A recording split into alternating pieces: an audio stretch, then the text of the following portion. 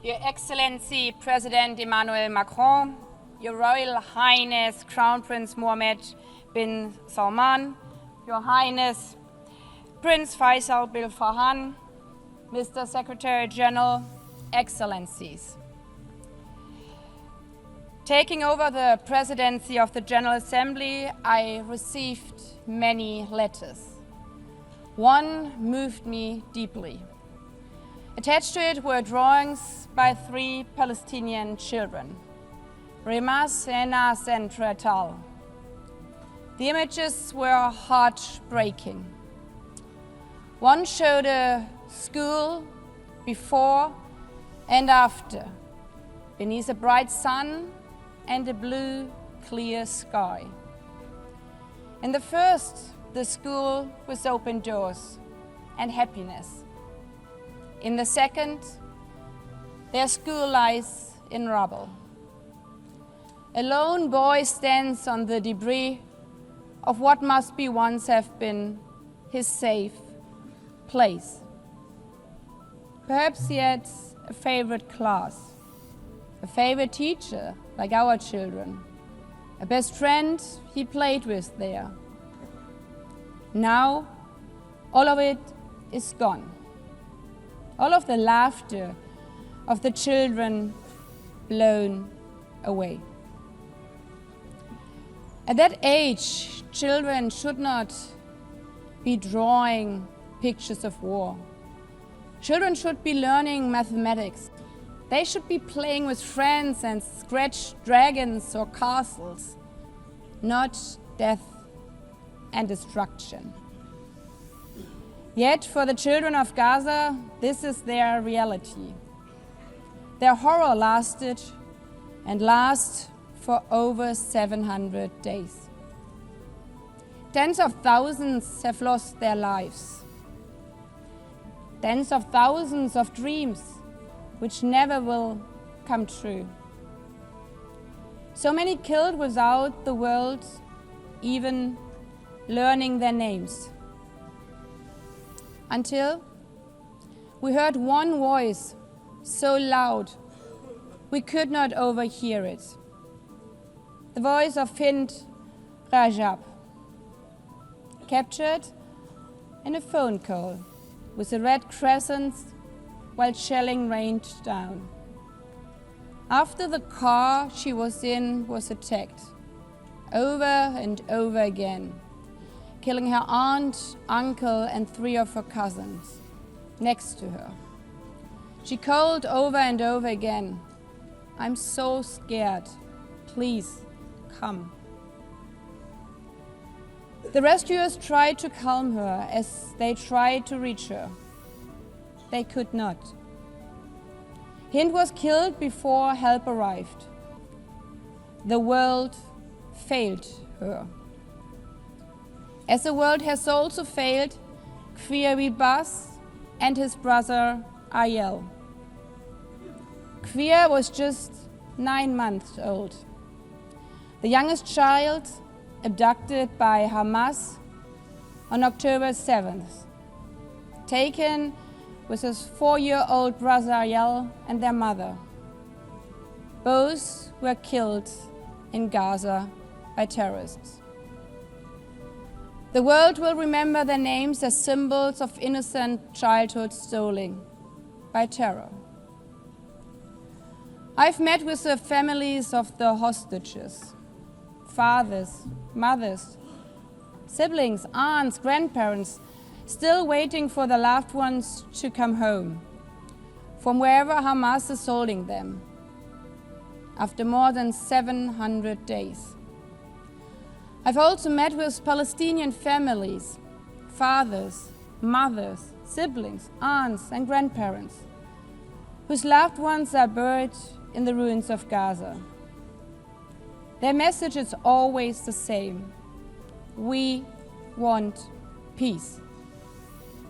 Or as one Israeli mother told me, "It does not bring my child back if a Palestinian mother loses her child in Gaza." Humanity is not about choosing sides. It's about recognizing that every life matters the same. A life is a life. A Palestinian girl's life is alive. An Israeli boy's life is alive. All the children of the Middle East deserve to grow up knowing only the sun shining on their schools, the laughter of their friends in the playground, and the joy of a meal shared with their families. Not the horrors of starvation, not the horrors of war and terror. Excellencies, the General Assembly has been very clear. We need an immediate, unconditional, and permanent ceasefire in Gaza now. Israel must immediately facilitate the full, rapid, safe, and unhindered entry and delivery of humanitarian assistance to all Palestinian civilians. Hamas must immediately and unconditionally release all remaining hostages. But the horrors of Gaza make equally clear that we cannot allow such devastation to happen again. While the situation in Gaza is unacceptable, settlement expansions and demolitions in the occupied West Bank, including East Jerusalem, are eroding any prospects for a political solution. The decade-long Israeli-Palestinian conflict cannot be resolved by endless war, permanent occupation, and recurrent terror. The only way to ensure that future generations of both Palestinians and Israelis can live in peace, security, and dignity is the two-state solution. As the Secretary General said, it's a right, not a reward, to live in your own state, as all humans around the world. We know that some think this is naive. The first resolution on this matter is almost as old as this organization. 78 years ago, the General Assembly adopted Resolution 181, laying the foundation for two states, knowing it's the only way for peace.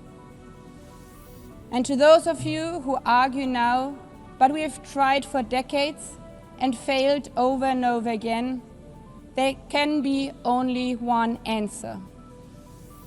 If we would stop aiming for what is right because we have not succeeded yet, then evil would prevail. That would be the end of this institution. This institution which promised to save succeeding generations from the scourge of war. It would erode the UN's foundational mission to achieve peace, justice, and equal rights for both Israelis and Palestinians. Excellencies, that is what today's conference and the New York Declaration are so crucial. The message we are sending today is no, we are not giving up. The international community does not only remain committed to the two-state solution, we are also identifying tangible, time-bound, and irreversible steps for its realization. And we are willing to take decisive measures and provide international guarantees. Of course, this conference and the New York Declaration will face criticism. Some will say a piece of paper cannot change realities on the grounds for Palestinians. Others will dismiss the vision of two states outright. But the fact remains, the New York Declaration was endorsed by 142 member states. And this majority clearly says the war in Gaza must end now. It condemns the attacks committed by Hamas against civilians on 7th of October. It condemns the attacks by Israel against civilians and civilian infrastructure in Gaza. It calls on Hamas to end its rule in Gaza and hand over its weapons. A sovereign and viable state of Palestine needs to be established, living side by side with the state of Israel in peace and security, with mutually recognized borders and full regional integration. Excellencies, the call for peace and the two-state solution is not an abstract. Not for the children watching missiles destroy their school. Not for the families waiting for news that their sons and daughters might be released from captivity. Not for the UN staff in Gaza who have witnessed their colleagues shot. Not for those who have been injured or maimed and will have to live with the trauma of this conflict for the rest of their life.